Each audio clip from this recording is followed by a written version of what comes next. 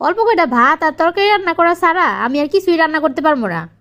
তোমার যদি বাড়তি কিছু খাইতে মন চায় তাহলে তুমি নিজে রান্না করে খাও, আর নয়তো বাজার থেকে কিনে নিয়ে আসো। বউরে, তুমি যদি এরকম করে কথা কও তাহলে আমি কই যাবো কও তো? যেইখানে মন চায় তুমি সেইখানে যাও।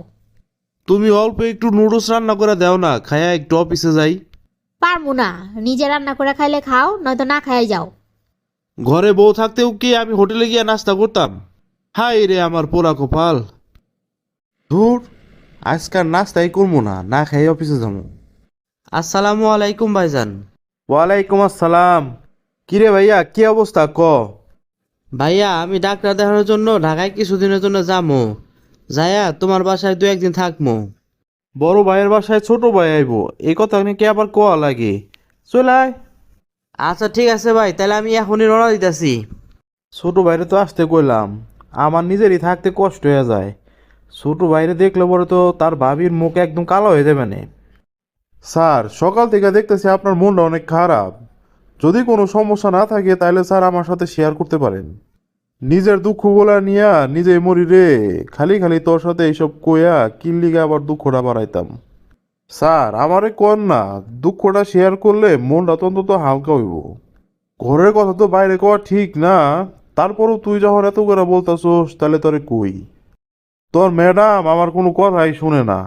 তার কথা হইতাছে কয়টা ভাত তরকারি রানবো আর কোনো কাজই করবো না।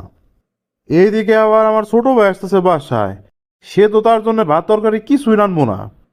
তাইলে তো বড় ভাই হিসেবে আমার কোনো মান সম্মানই থাকবানে না। স্যার, ঘরের বউ কথা শুনে না, এটা তো স্যার আপনার একার সমস্যা না। এই সমস্যার কারণে অনেক হাজার হাজার পুরুষ জ্বলা পুড়ে যাইতেছে। আপনার একটা স্যার সিস্টেম কই, বাড়িতে গেলে কি করবেন শুনেন।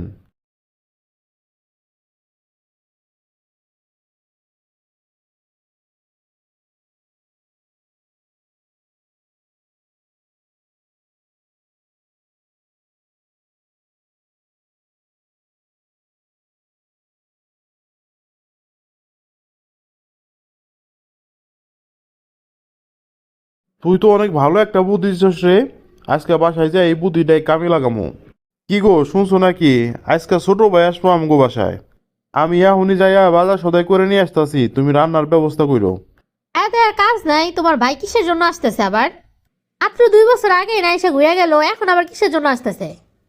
আরে ভাই, আমার ভাই না, তোমার ছোট ভাই আসতেছে। আমার ভাই আসতেছে? তুমি এই কথা আমার আগে বলবো না? আর আমার ছোট ভাই তো সেই 2 মাস আগে আসছিল, আর আসে নাই। বাজারে গিয়া জেরে জেরে তোমার চোখের সামনে পড়বো, সব কিনে ফেলবা। সুন্দর করে রান্না করার দায়িত্ব আমার। এই তো লাইনে চলে আইছে। এখন তুমি সিরিয়ালি কও আমি কি কি আনতাম।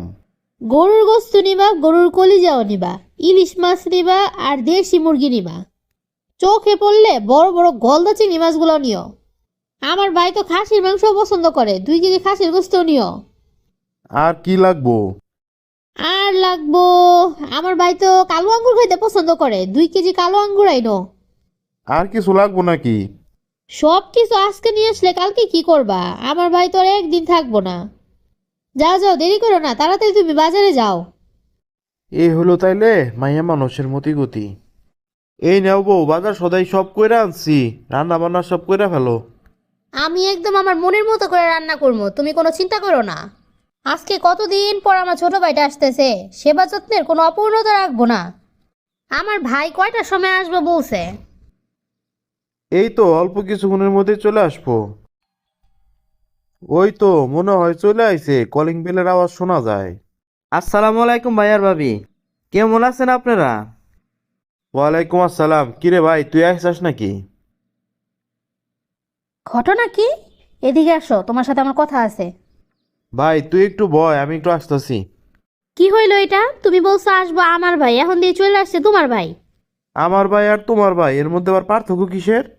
কথা কি তাইলে এটাই হইলো নাকি? শেষ পর্যন্ত তুমি আমার সাথে মিথ্যা কথা বললা। আমি আমার এই অসুস্থ শরীর নিয়ে এত কিছু রান্না বাড়া করলাম আমার ভাইয়ের জন্য।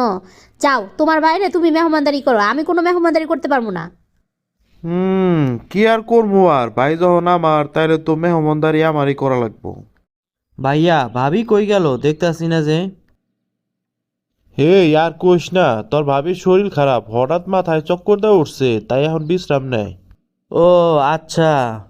তুই তো অনেক দূর তো জার্নি করে আইলি, আগে আমরা কিছু খায় নেই, চল।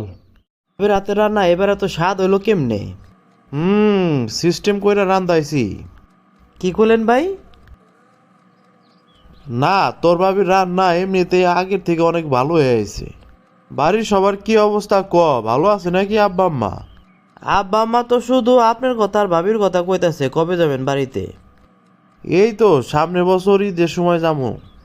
ভাই আমার তো এদিকের কাজকর্ম প্রায় শেষ হয়ে যাবো বিকেলের দিকেই, আমি কিন্তু বিকেলের দিকেই চলে যাবো ভাই বাড়িতে। এবার না থাকলেও পরের বার আসলে কিন্তু থাকতে হইব। ওমা ভাবি, আপনি আসছেন কখন? তুমি বিকালবেলা চলে যাবা এটা শুই নাকি আমি আর না এসে থাকতে পারি নাকি? ভাইয়া আমি তাহলে এখন যাইগা, আপনার ঘরে অনেক কষ্ট দিলাম। আরে না না, কিসের আবার কষ্ট, আবার আসিস। তুমি আমার সাথে মিথ্যা কথা বলছো না, এটা তুমি মনে রাখো। আর কোনোদিন তোমার ভাই বাসায় আসুক, তোমার ভাইরে আমি না খাওয়ায় বাড়িতে পাঠামো। সালামু আলাইকুম দুলা ভাই। ওয়ালাইকুম আসসালাম। দুলা ভাই আপুর নাম্বারে তো ফোন ঢোকে না, এর জন্য আপনার নাম্বারে ফোন দিছি। দুলা ভাই আমি আজকে আপনি গো বাড়িতে আসমো। ও আচ্ছা, সমস্যা নাই সমস্যা নাই, চলে আসো তুমি। ওগো শুনছো নাকি তোমার ছোট ভাই আসবো আজকে। বাজার কি কি লাগবো আমারে কও, আমি গিয়া নিয়ে আসতেছি। ফাও কথা তুমি আর একটাও বলবা না, ঘরে সব বাজার সদাই আছে, কোনো কিছু বাজার করা লাগবে না। সত্যি বলতাছি, তোমার ভাই আসবো আজকে। আমার ভাই আসলে ওই হুদা তরকারি দিয়ে ভাত খেবো, কিচ্ছু আনা লাগবো না। ওই যে তোমার ভাই মনে হয় আইসা পড়ছে। দাঁড়াও তুমি বসো, আমি গিয়ে দেখি সত্যি সত্যি আমার ভাই আসছে কিনা।